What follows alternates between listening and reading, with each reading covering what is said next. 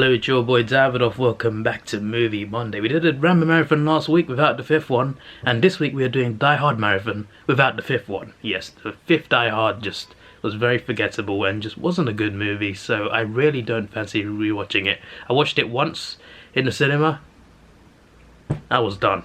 I literally didn't care for the film at all, which is a shame really, because I was looking forward to it because I loved the first four. All four of them were so damn good. They were all good in their own way. And then the fifth one, I was looking forward to it, I was hyped, and then it came out and I watched it. I'm just like, well, that wasn't very good, was it? So I'm gonna skip that. But I have got the first one on 4K. They released it as an anniversary sort of thing, but not for the rest of the movie. So I got the first one in 4K, and I have got all of them on regular Blu-ray in a box set. So I got technically 3 copies of the first one, because this one is the Blu-ray, and this one includes the 4K and the Blu-ray. So I have the first one 3 different times, and the second, third and fourth one each. So yeah, let's do this. You know, I completely forgot about Argyle, the limo driver. Like, he's there in certain scenes. I just don't remember him. I remember everything else. I don't remember everything like scene for scene, but I mean, like, I remember the premise of the movie, I remember what happens. I just don't remember Argyle.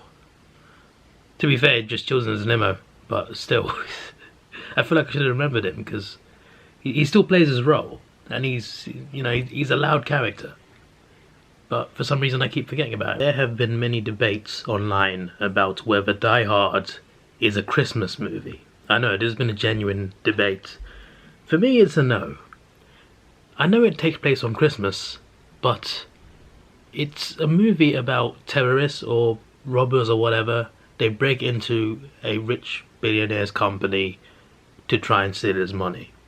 And John McClane, played by Bruce Willis, he goes after them, essentially. He tries to save the hostages, including his ex-wife. He's a New York City cop who came over to LA to visit his wife and kids. They moved away for her job, and he didn't move with them, but he still loves his kids, so he's visited for Christmas, and he visited the company building because they were celebrating something Christmas Eve, to see his ex-wife, and then eventually to see his kids. And these terrorists, they enter the building, they lock it down, they cut all the phone lines, and they kill the owner, and they want to steal his money. Just because it takes place on Christmas Eve does not make it a Christmas movie. It does not make it a Christmas movie. It just isn't a Christmas movie. I know it takes place on Christmas, and it's got a Christmas vibe, but it's not a Christmas movie. It's an action movie where people die. Bruce Willis hunts them down, takes them out one by one in this movie. How can it be a Christmas movie just because it takes place Christmas Eve? I'm just saying. Normally on Christmas movies there's not mass murder. I mean, it's not mass murder, but there's no hostage taking by terrorists. They took the whole party hostage, apart from John McClane. And John, who of course is a cop, he takes them down. So it is not a Christmas movie. It takes place on Christmas. That's just a coincidence. Just saying. Also, I mentioned in the Rambo video about how big name actors, they always have this iconic character. Stallone has 2. Bruce Willis has John McClane, and it's a damn great character. I feel like they did something great with 4 Die Hard movies. It's not hard to pull off 4 movies, 3 sequels, the same series, and make all of them great. But honestly, I felt all of them were great action movies, apart from the 5th one. But 1, 2, 3 and 4, so damn good. And Bruce Willis is so good as John McClane. Absolutely love it, and it's a great thing to rewatch whenever I get the time, because it's just fun action, and it's awesome. I'm pretty sure Die Hard 2 also takes place on Christmas Day as well, or Christmas Eve. I'm pretty sure it's one in the airport in the snow, right? And before you say it, no, that one is not a Christmas movie either, alright? Don't you dare. I feel that the first Die Hard is the best Die Hard movie, for sure. Like, they're all, for me, all 4 of them are great. Let's ignore the 5th one, alright? But for me, the first one is the best one. You know, it's the most grounded one, which is ironic considering it takes place in a skyscraper. But, oh yeah, speaking of skyscraper, remember the Rock movie, Skyscraper? That was basically Die Hard with The Rock. That's what it. Come to think of it, yeah, that's basically what it was. It's just Die Hard, but not as good. But yeah, it has the most simple plot, and it just works for what it is. And this obviously led to the sequels anyway. So, but still, like plot-wise and action-wise, for me, this is still the best movie, despite the fact that they really upped the levels of the action in the sequels. This first one for me was the best balance of everything. Here is what the box set cases are like. Obviously that's not the box set. Die Hard 2 with a Vengeance. No, actually this is Die Hard. Isn't this number 2? I thought this was number 2. It is, isn't it? No, it's not. Okay. Yeah, I got confused for a second. And Die Hard 4. Welcome to the party, pal. Memorable line, memorable line. I love his catchphrase, man. I just saw the first scene where he used it in the franchise. Yippee-ki-yay. Yippee-ki-yay. I think that's like a cowboy thing. Either way, it's one of my favourite catchphrases ever. Of any movie, game, TV show. Yippee-ki-yay. It's memorable. And it just works. It's annoying how much of a dick that chief of police is. Like, at first he doesn't even believe there's something going on, and then he's a prick to John McClane, and then obviously he's a prick to that cop who actually found a problem in the first place. Obviously, it was good timing. They sent a cop to check it was a prank call or not, and John McClane drops a body on him, on his car, and then he gets shot at. But I mean, like, John tells this cop all the details, and then this cop tells the chief of police, and the chief of police is having none of it. It's not until the bombs go off and the armoured vehicle gets rocket launched that he starts to realise there might be a problem. And even then he's like, we don't want your help on the radio to John McClane. I'm just like, you're not doing anything, mate. I do love how John roasts him though. John roasts him pretty bad in the radio. I also love how the limo driver's just listening to it. And I can't stand that other prick. You know, the one that fancies Holly? He flippin' gives away to the terrorist that he's John McClane. Like, why would you do that? I mean, he wanted to get out of the situation, but you just make it worse for yourself. Like, what's... Did he get killed? Can't remember if he did, but I hope he did. I kind of want to see it now. They did kill him. That's the only time I'll accept a terrorist killing someone. That annoying prick. Goodbye. Oh, I don't remember this scene. So Hans Gruber, who's the main terrorist, he makes demands and he asks for prisoners around the world to be released. There's specific people. And he mentioned Sri Lanka. I was just like, oh, okay. That's where my parents are from, for context. They mentioned 3 countries, Northern Ireland, Canada and Sri Lanka. Okay, nice. I do love the cop that helps him though, like the cop that first investigated and found out there were terrorists there, and the cop that talks to John McClane the whole movie. They kind of develop a nice friendship, and I quite like how that goes. I love the scene where he absolutely opens up about his wife to that cop. It was a nice moment. Okay, that news reporter went too far. You know, the one that went to the building to report on things. He found John McClane's his family's address to go speak to his kids. And the lady who answers the door, the carer, she's housekeeper, I guess. He's like, let me in, or I call the INS. And he's saying other rude stuff. Just to talk to their kids? You're going to their mother's house to talk to them about their dad? Like, somebody tell me someone shot him as well. And the kids on that news report, obviously the news is playing in the building, of course, and that's how the villain finds out that Holly is John McClane's wife. That reporter needs... I don't need to speak of what he needs. Yeah, I cannot believe I forgot about Argyle, the limo driver. I'm annoyed at myself that I keep forgetting him, because he knocked one of them out. The way he drove his limo straight into the getaway vehicle and knocked the guy out. Legendary moment. The way the villain dies is, I wouldn't say iconic, but memorable, you know. It's one of the most memorable deaths of a villain, especially in the Die Hard franchise. Just him falling off that building. You always remember it if you're a fan of Die Hard. And I'm pretty sure it's called back to in Die Hard 3, right? That's the one when his brother tries to take revenge, I think. Die Hard is just such a great movie, man. Such a great original movie that just works really well. The villains actually seem quite smart for the most part, smarter than your usual action movie villain, like from a movie like this. But in the end, they turn out to be quite stupid in a way. I guess they were so desperate for that money. But yeah, it takes place during Christmas. It's Christmas Eve, and I guess he makes up with his wife and family afterwards. But it's still not a Christmas movie, okay? I stand by that. Let's watch Die Hard 2, which is also not a Christmas movie. Actually, wait, before that, they're playing a Christmas song at the end. It is still not a Christmas movie. I'll stand by this. Also, the news report got punched in the face. I guess we'll take that. I guess I'll take that. Maybe him being shot is a bit too much, but he got punched in the face. Yeah, that's fine, that's fine. Now let's watch Die Hard 2. I just realised it says 30th anniversary. It says it on the cover, I didn't even notice.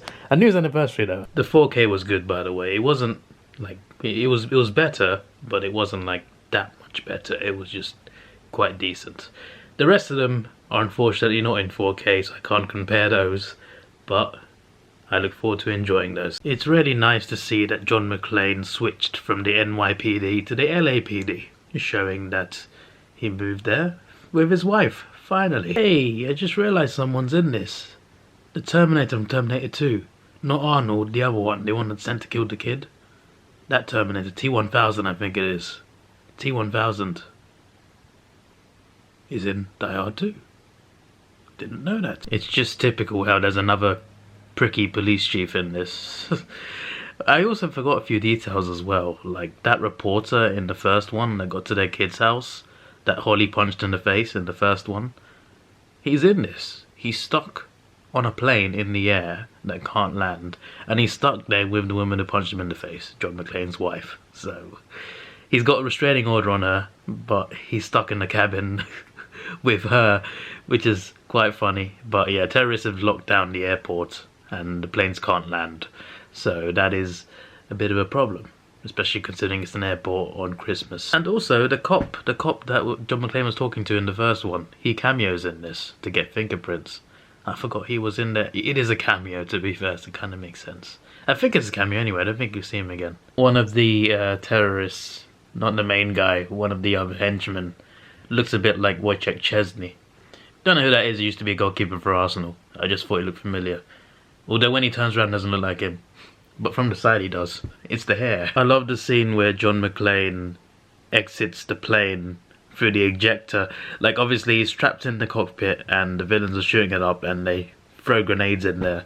And he's got to get out. So, an easy solution. Well, not an easy solution, but it's a good thing he thought of it.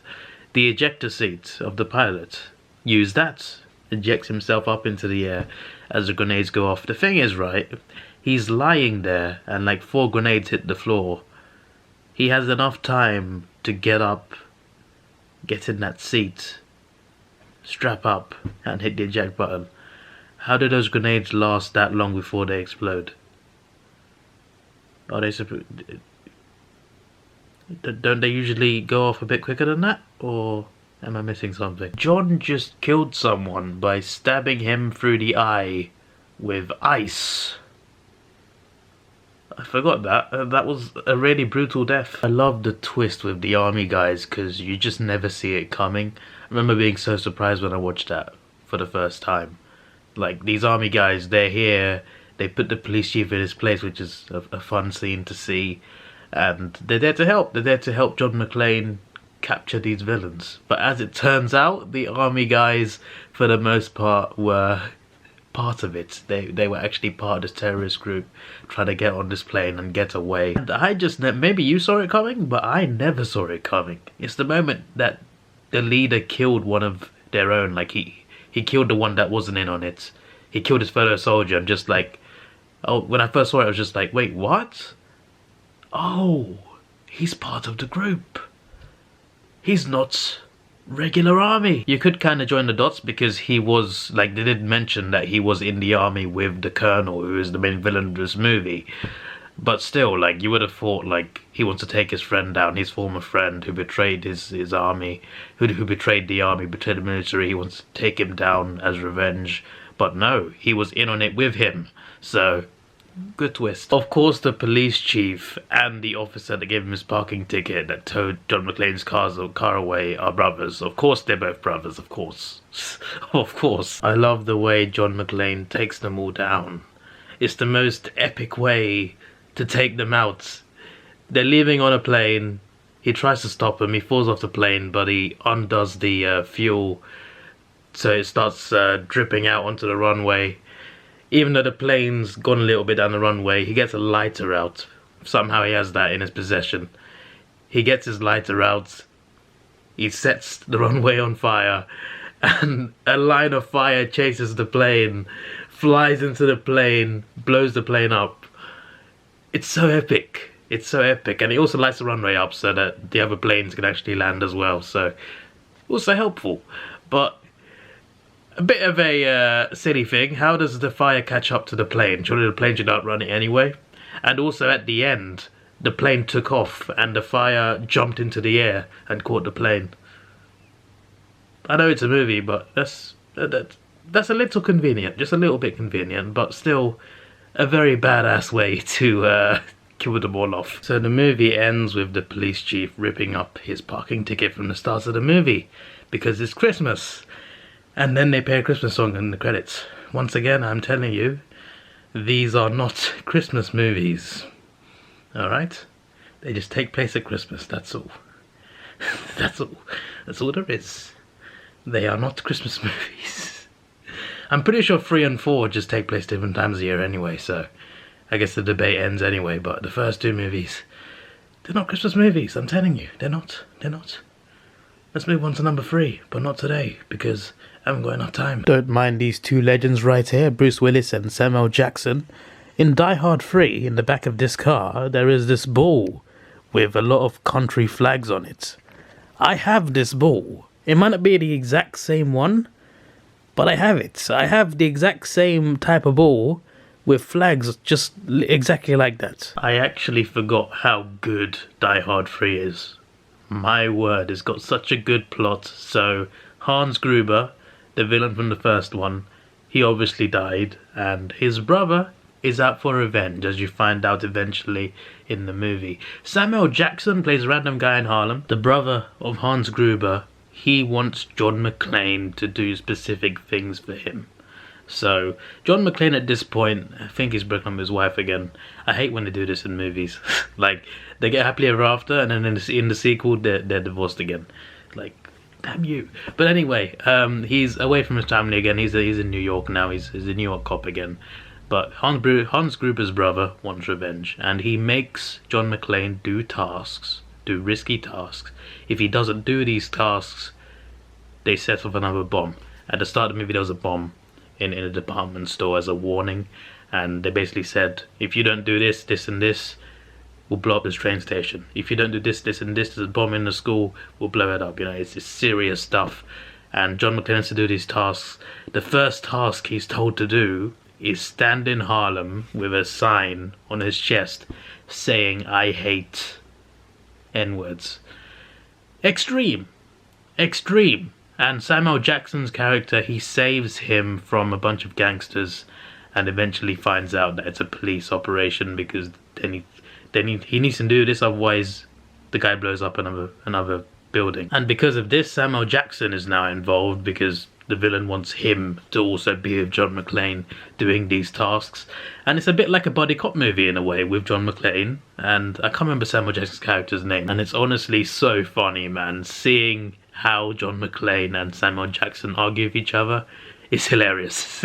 There's one time where he's saying riddles, like he's been saying riddles the whole movie, but the villain was like, this man has 7 wives, those wives are 7 cats, but it's some weird long riddle, and you just got to keep times 7 by 7, and he's got to say how many people went to Saint whatever.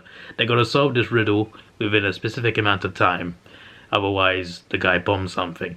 And the way they argue with each other is just hilarious. And there's another task they got to do where they got to drive down 90 blocks in a traffic-ridden New York City in 30 minutes, which is impossible, but they got to do it somehow.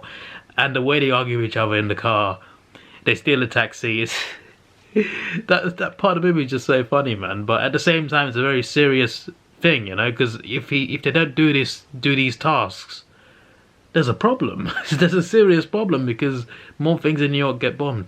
So yeah, it's very intense, funny at times, but damn, it's really good. If it keeps going at the rate it's going, I might have to change my opinion. Maybe this is better than the first one. Jeremy Irons also plays the villain. So, you know, Scar from The Lion King or Alfred from Batman v Superman. Although, it was also one big distraction because he said he was going to bomb a school. He didn't say which school, so the police scrambled cops to every single school to try and search for it. And he used that to enter the Federal Reserve Bank and stole 140 billion dollars worth of gold. Does he want revenge or gold? Probably both. Ah, he said it. Yippee-ki-yay, He said it after the kill, though. Usually it's before the kill. We'll let it go. Also, he said it in Die Hard 2 at the end before he blew up the plane as well. Love the catchphrase. It's so catchy. Honestly, recording Movie Mondays this year, and I feel like for me, this has been the best year for Movie Mondays that I've done overall. Like for me, overall, we've had the best episodes. I've enjoyed this one the most, genuinely, and that's saying something considering I've done new movies like Godzilla vs Kong, the Snyder Cut, rewatching some big franchises too.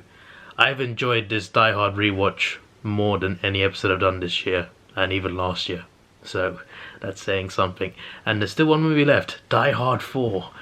The funny thing about this movie is, what I remember, no, it's not a funny thing actually, but a memorable thing is the stunts. I'm being very vague here, but there's one thing I always remember when you mention Die Hard 4, and for me it's the best stunt of the entire franchise, and one of the best stunts they could have done in an action movie. Bruce Willis, John McClane, drives a car into a helicopter. He drives the car down a tunnel. He jumps out the car just before the end. The car hits a ramp and flies upwards into an enemy helicopter. It was insane.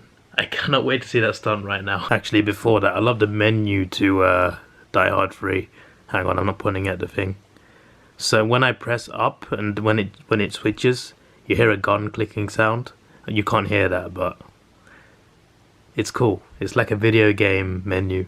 I like it. Anyway, on to Die Hard 4. So just like Rambo, the fourth installment in the Die Hard franchise came a long time after the original trilogy. So they made the trilogy at first, which was quite close to one another in terms of like the release date. And then the fourth one came a long time after. It's like a return to the franchise. And with these returns, you do take risks because it could not pay off. Like, if it could be like you've waited so long for the sequel and it turns out not to be worth it. I'm trying to think of a good example.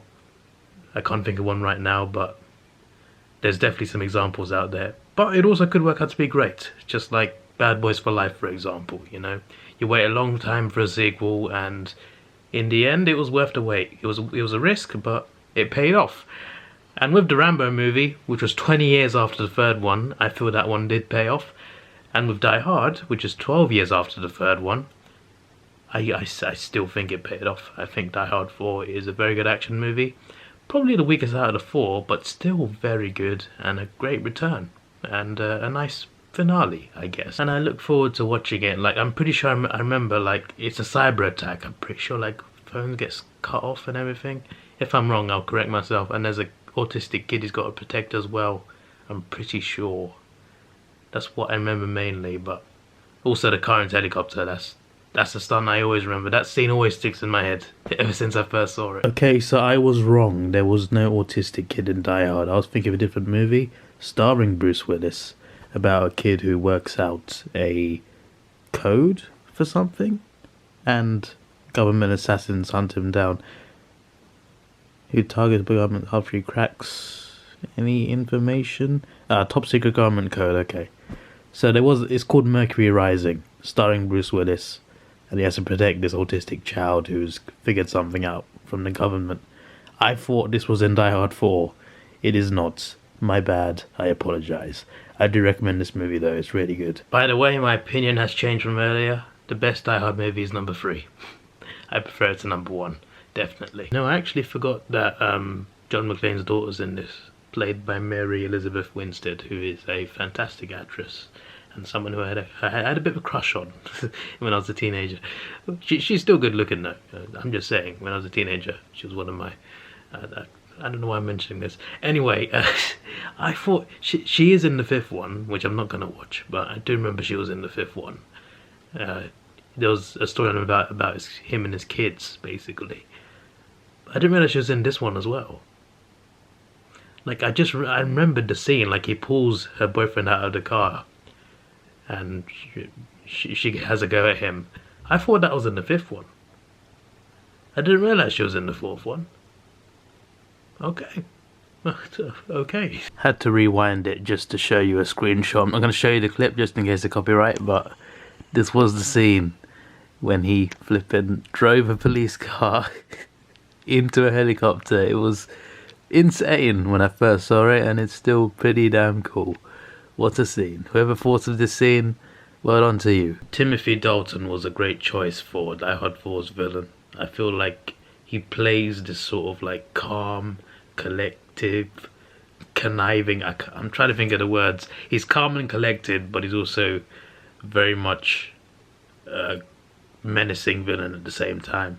I do like the way he plays this character. I love the whole third act, man. It's so damn good. From the moment he finds that facility, because they got his daughter, he hunts them down one by one, to that chase scene, to the scene with the fighter jet, to the grand finale. And of course he says yippee-ki-yay before he shoots himself. The villain has the gun right here, and the villain's right behind him, so he shoots himself to kill him. The bullet goes through himself into the villain, killing him. John McClane. He is an absolute nuisance to any enemy he faces, and he's crazy.